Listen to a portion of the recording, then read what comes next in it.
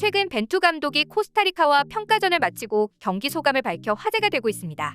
그는 김민재가 있음에도 불안한 수비 능력에 대한 자신의 생각과 어째서 이강인을 쓰지 않았는지 그 이유와 프리롤로 뛴 손흥민에 대해 평가했는데요. 이날 벤투는 전체적으로 좋은 경기력이었고 이길 기회가 충분했지만 무승부라는 결과는 정당하지 않은 것 같다고 말하며 아쉬움을 표출했습니다. 자세히 어떤 일이 있었는지 발빠른 뉴스에서 알아보겠습니다. 벤투는 안정적인 후방 빌드업과 수비 전환 시 조직적인 전술 플레이를 강조하되 후방 빌드업이 끝난 후 큰 틀에서 벗어나지 않는 선에서 선수의 개인기를 바탕으로 자율적인 플레이를 바라는 매니저 육성형 감독입니다. 따라서 선수들에게 전술적 지시를 내리는 것보단 개인적인 실력과 움직임에 직접 디테일하게 코칭하는 스타일로 전술이나 용병술은 보수적이다 보니 경기 흐름을 바꾸는 빈도가 적은 편입니다. 이러한 벤투 감독은 선수들의 개인 기량을 끌어올리는 부분에서는 유능하지만 지략과 전술적인 측면에서는 아쉬운 점이 많다는 것이 전문가들의 평가입니다. 그래서 예상치 못한 변수가 생기거나 상대의 전술에 말릴 경우 고전을 면치 못하게 될 때가 많다는 특징이 있습니다. 벤투 감독은 최근 동아시아컵에서 비기기만 해도 되는 경기에서 3대0으로 대패하는 충격적인 결과가 나오며 일본에게 2번 연속 3대0으로 패배한 역대 최초의 외국인 감독이라는 불명예를 가지게 되었습니다. 이 같은 참사로 인해 벤투 감독에 대한 여론은 급격하게 악화되었으며 특히 월드컵 최종 예선 이후로 실점이 많아지고 있다는 것 또한 많은 팬들이 우려하고 있는 사항입니다.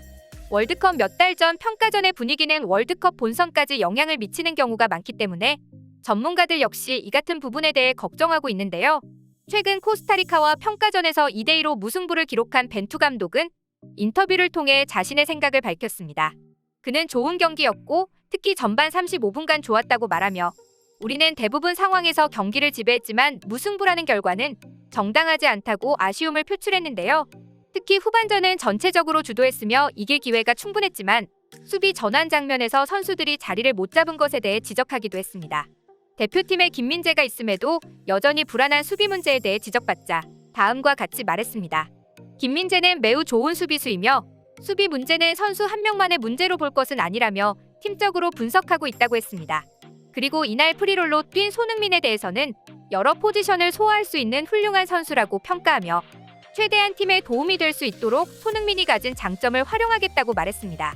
한편으로 스페인 라리가에서 도움 1위를 기록할 정도로 대활약 중인 이강인은 이날 선발 출전이 아닌 벤치에서 대기를 했습니다.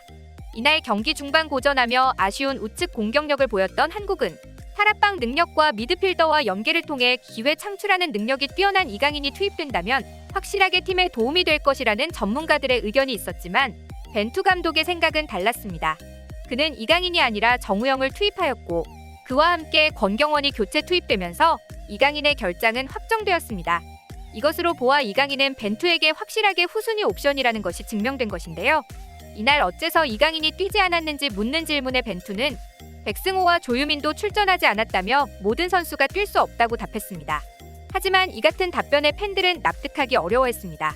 최근 마요르카에서 놀라운 활약을 보이며 기세를 탄 이강인에게 기회를 주지 않는 것은 이해가 되지 않는다는 평이 대부분이었습니다.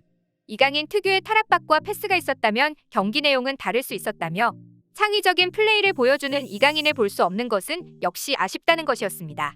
이에 대해 일부 팬들은 과거 일본전에서 벤투가 이강인을 제로톱으로 썼는데 0대3으로 완패하자 경기 후 라커룸에서 이강인이 감독의 전술 실패를 강한 어조로 지적했는데 그것이 벤투의 심기를 건드렸던 것이 화근인 것 같다고 말했습니다.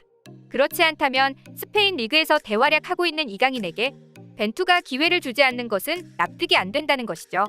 한편 이날 프리킥 득점을 기록한 손흥민에 대해 영국 언론과 전문가들이 주목하고 있습니다. 풋볼 런던에서는 손흥민의 프리킥이 안토니오 콘테에게 토트넘이 가진 문제에 대한 해답을 제시했다는 기사를 게재하며 프리킥은 에릭 다이어나 해리 케인이 아니라 바로 손흥민이 차는 것이 좋을 것 같다며 손흥민은 자신의 주장을 좀 더 강하게 표출해야 할 필요가 있다고 말했습니다. 특히 손흥민의 프리킥 골은 이번이 처음이 아니며 칠레와 파라과이전에서도 프리킥 득점에 성공했는데 대표팀에서 조국을 위해 프리킥 득점을 할 수 있는 손흥민은 토트넘에서도 똑같이 해낼 것이라는 평가를 남겼습니다. 그리고 HITC의 빌리 마이어스는 손흥민이 해리케인과 대화가 필요하다고 했는데요.